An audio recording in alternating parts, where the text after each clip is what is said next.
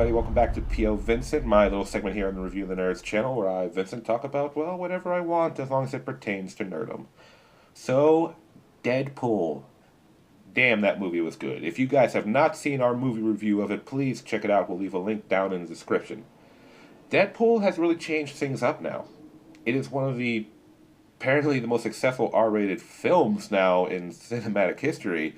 And not only a successful R-rated film, it's a successful comic book based R-rated film, which cinema in general, and more, I mean, the movie studios have been very wary about because they want parents to be able to take their kids to these comic book based films.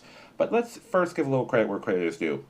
Deadpool is not the first successful R-rated comic book property, or R-rated comic book Marvel property, if you want to get more specific. The first one was Blade back in the late 90s.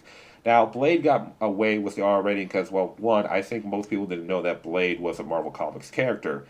And two, it was presented as more of a horror action film, you know, with vampires and all that. So, once again, it got away with it.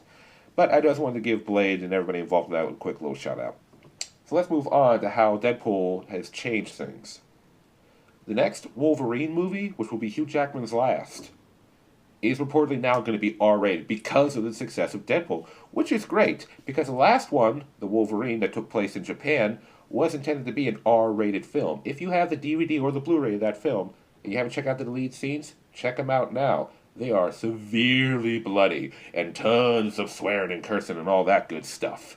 But the studio wanted it to be PG-13 because they want parents to feel safe to bring their kids to it, which is understandable. I mean, comic books still have this general idea about them in the American public that they are for kids, even though they've come a long way in the past 15, 16 years.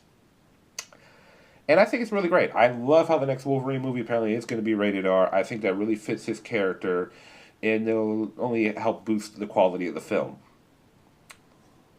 However, my friends, let's be honest.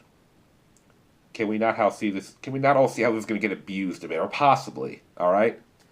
Now that the door is open, I can see certain movies getting it. That all makes sense. Like for instance, the Wolverine movie makes sense.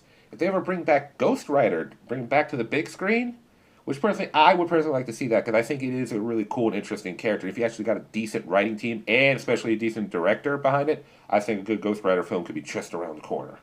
And an R rating would totally work for the Ghost Rider. He is a horror-based superhero. And just having an R rating and let him go full-blown crazy, like destruction and bloody and scare you out of your fucking mind would go great for the Ghost Rider. But there's other heroes it won't work for. For instance, I could probably see a few of the studio execs talking about these future Batman movies that are coming out. Batman, the Dark Knight. He is a dark hero. It makes sense. Maybe we should give him a rated R. I mean, I don't know. No. A character like Batman wouldn't work with R rated because as much as Batman is a darker superhero, he is still an all-American hero. He's one of those characters that people, adults and children alike, should be able to go see and enjoy. And you know what, I think a perfect example of that is the Batman Returns movie from the 90s. I mean, I grew up on Batman, just like a lot of you guys watching this video right now. Loved the animated series. Could still watch the Batman animated series today. But Batman Returns scared me as a kid, you know? It was creepier and more violent than the first one. That scene where the Penguin bites the guy's fucking nose off. Oh, God, that was hard for me to watch as a kid. I was like, that really scared the shit out of me. So hopefully they will not abuse this new open door of R rating. I can see Hollywood making these mistakes. I mean, as Hollywood has brought countless fantastic films to us in its over 100-year history, you know, it's brought some stinkers. And when it comes to comic book-based films, depends how they take it, right? Remember, back in the 90s, we had a bunch of comic book-based films. But they tended to be more cheesy than quality. I mean, there was, Steel, there was the Judge Dredd film, and of course Batman and Robin, which I'm not going to go into because how many people have fucking gone into that. And then we kind of started moving in a good direction with movies like Blade and X-Men in the late 90s, showing like, hey, you can take them more seriously. But they focused on the wrong thing going into the early 2000s, with the exception of like Spider-Man and the X-Men. There was a lot of moody, broody, angsty comic book movies that just didn't work because like the material wasn't once again taken seriously. Like that first Daredevil movie, had they taken it a little more seriously, not tried to make it all broody and angsty, but at the same time there's still cheese factor in there, that movie could have been a little more successful. I don't know if it would have been a grand slam, but I think it could have been better. I mean, anyway, fuck. Moving on. So, anyway, I'm really excited Deadpool's done well. I'm really excited this R rating is opened up, which opens up more options for characters that definitely could benefit from the R rating. I just hope that it is not abused and we start getting R rated films for heroes that don't need it.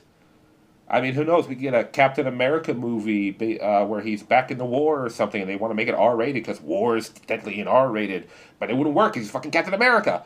Anyway, that's all I got to say, guys. I hope you enjoyed the video. Please subscribe to our channel. I'll check you guys next time on POVincent.